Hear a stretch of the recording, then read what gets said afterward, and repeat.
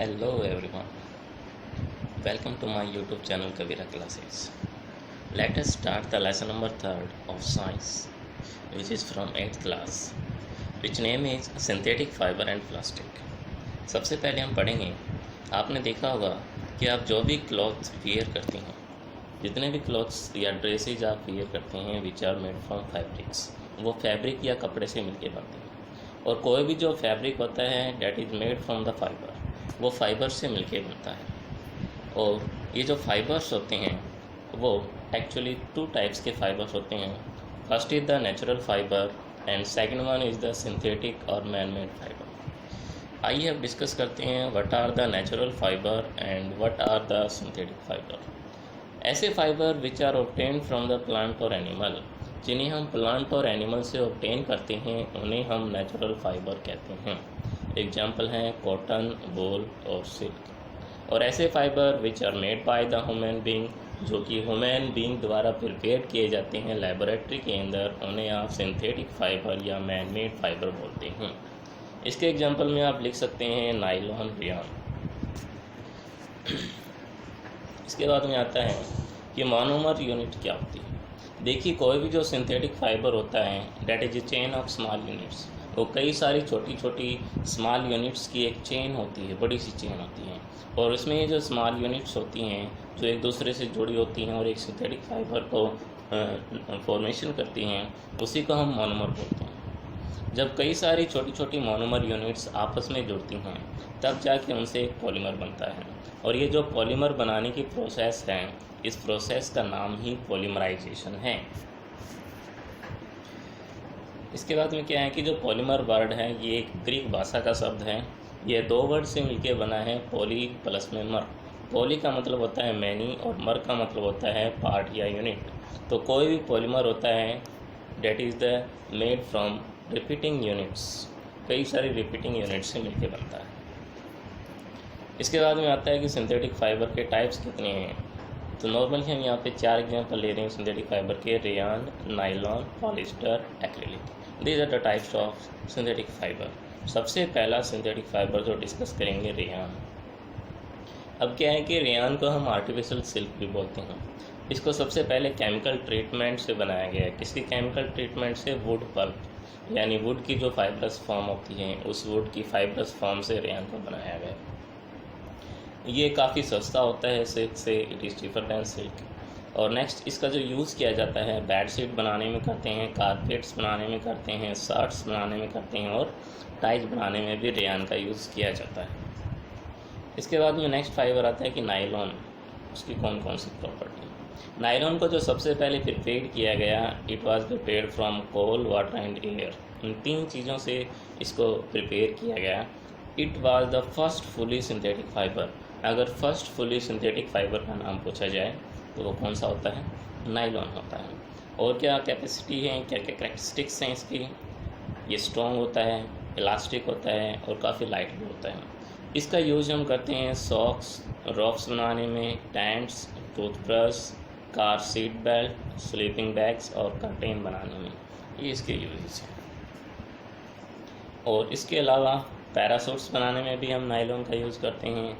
और rope climbing के लिए जो रोप्स आती हैं, उन रोप्स को बनाने में भी हम नाइलॉन का ही यूज़ करते हैं। एक और इम्पोर्टेंट कैरेक्टरिस्टिक्स है कि जो नाइलॉन का थ्रेड धागा होता है वो काफ़ी स्ट्रॉन्गर है, एक स्टील वायर से भी काफ़ी ज़्यादा स्ट्रॉन्ग माना जाता है। इसके बाद में आता है next synthetic fibre that is polyester.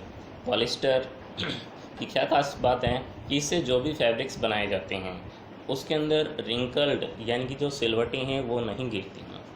Second, it remain crisp, ये काफ़ी मजबूत कपड़ा होता है। इजी टू वॉश, धोने में इसको आसानी होती है। इसके एग्जांपल में आप लिख सकते हैं टेरेलिन, जिसका दूसरा नाम है टैक्रॉन, या फिर PET, पैट की फुल फॉर्म होती है पॉली इथाइलिन टेरिथैलेट। ये दोनों इसके एग्जांपल हैं। इसके अलावा पॉलीकोट, पॉलीवूल।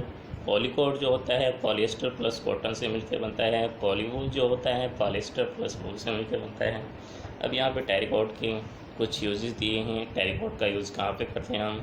ड्रेस बनाने में, शर्ट्स बनाने में या फिर स्कर्ट्स बनाने में।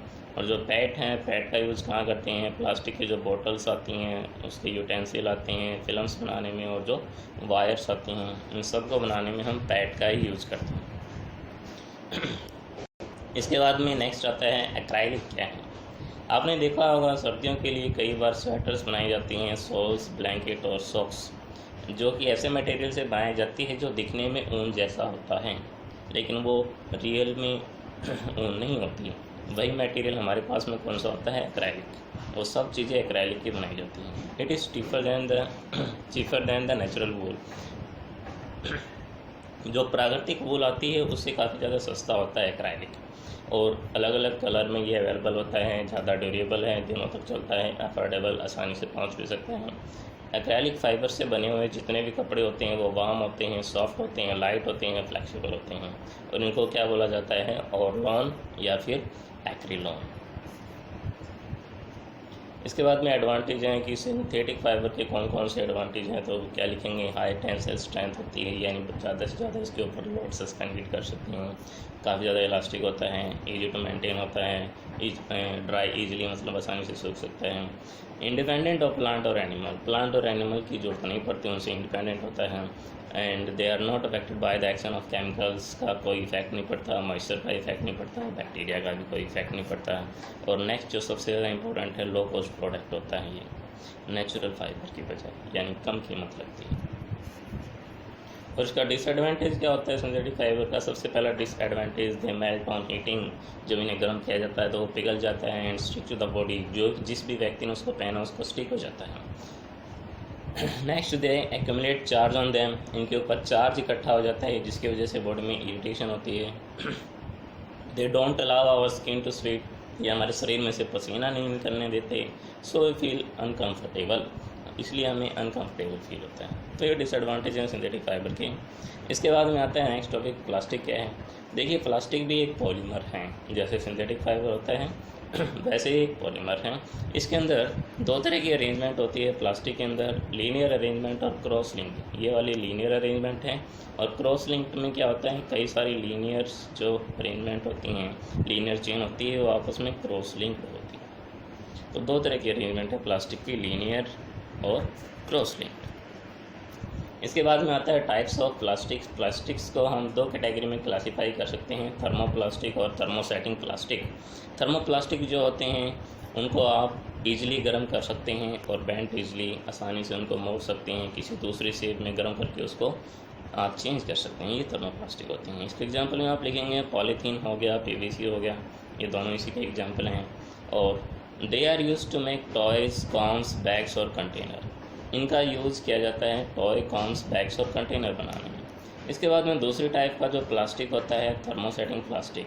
इनको आप एक बार जिस शेप में बना देते हैं बन गए, उसके बाद में आप इनको गर्म करके किसी भी शेप के अंदर मोल्ड नहीं कर सकते, ये खास बात है। एग्जाम्पल क्या है, बेकेलाइट और मेलामाइन। बेकेलाइट का यूज़ किया जाता है इलेक्ट्रिकल स्विच बनाने में, हैंडल्स ऑफ वेरियस यूटेंसिल, यानी जो अलग अलग बर्तन आते हैं उनके हैंडल्स बनाने में बेकेलाइट का यूज़ किया जाता है। मेन क्या है, इलेक्ट्रिकल स्विच बनाने में। और जो मेलामाइन होता है उसका यूज़ किया जाता है फ्लोर टाइल, किचन वेयर और फायर रेजिस्टेंस वाले जो फैब्रिक कपड़े आते हैं उनको बनाने में। जनरल प्रॉपर्टी क्या है प्लास्टिक की, जनरल प्रॉपर्टीज़ कौन कौन सी हैं प्लास्टिक की, देखिएगा। पहला, they don't react with water and air, water और एयर के साथ में रिएक्शन नहीं करते हैं, काफ़ी लाइट होते हैं, स्ट्रॉन्ग होते हैं, ड्यूरेबल, ज़्यादा दिनों तक चलते हैं, can be mould in different shape and size, अलग अलग शेप और साइज में आप इनको चेंज कर सकते हैं। Poor conductor of heat and electricity, heat और इलेक्ट्रिसिटी इनमें से पास हो सकती है। फिर बायोडिग्रेडेबल मटेरियल कौन से होते हैं, ऐसे मटेरियल जिनको आप डिकम्पोज कर सकते हैं bye the action of bacteria के एक्शन की वजह से, उन्हें हम बायोडिग्रेडेबल बोलते हैं। एग्जाम्पल में आप लिख सकते हैं paper, cotton, vegetable, fruits, would and would. और जो नॉन बायोडिग्रेडेबल हैं वो इसका रिवर्स होता है। नॉन बायोडिग्रेडेबल में क्या लिखा होता है, ऐसे मटेरियल जिन्हें आप डिकम्पोज नहीं कर सकते बाय द नेचुरल प्रोसेस, यानी बैक्टीरिया की मदद से, उन्हें हम नॉन बायोडिग्रेडेबल मटेरियल बोलते हैं। एग्जाम्पल में आप क्या लिखेंगे इसके, जैसे मेटल है, प्लास्टिक्स हैं, ये नॉन बायोडिग्रेडेबल में आते हैं। Thank you for watching this.